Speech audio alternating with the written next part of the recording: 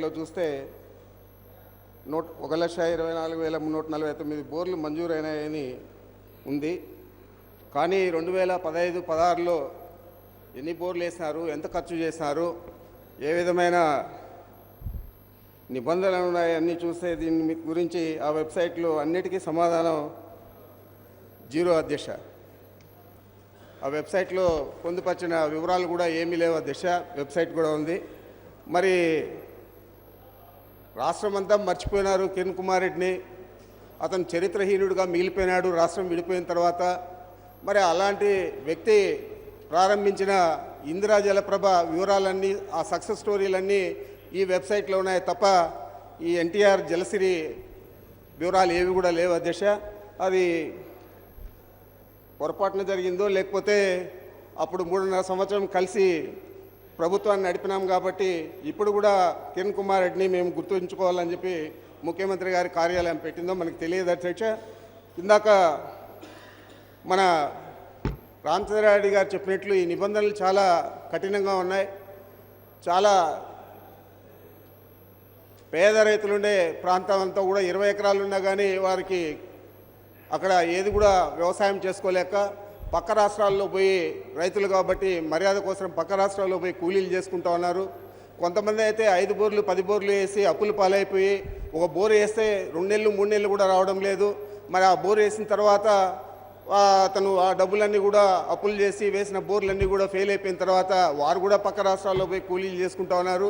మరి ఇలాంటి పరిస్థితుల్లో ఇది 1,00,000 చిల్లర బోర్లు వేస్తామని చెప్పి చెప్పడం బాగానే ఉంది.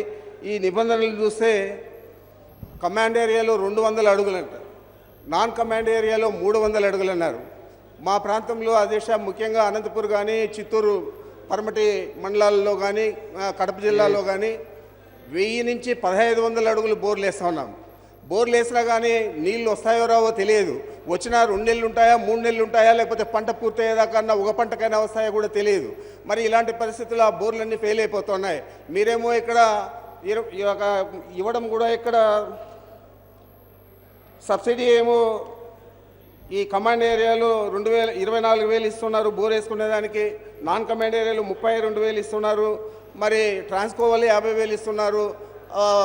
స్పెషల్ డెవలప్మెంట్ ఫండ్స్ నుంచి 40,000 ఇస్తున్నారు. మరి ఈ డబ్బులు పెడితే బోర్ రాదు. దాదాపు 4 లక్షల నుంచి 5 లక్షలు ఒక బోరు ఖర్చు అవుతా ఉంది. మరి ఇక్కడ మీరు ఇంత టార్గెట్ నిర్దేశించినా కానీ వచ్చిన అప్లికేషన్లు కొన్ని జిల్లాల్లో చూస్తే 30% కంటే తక్కువ ఉన్నాయి.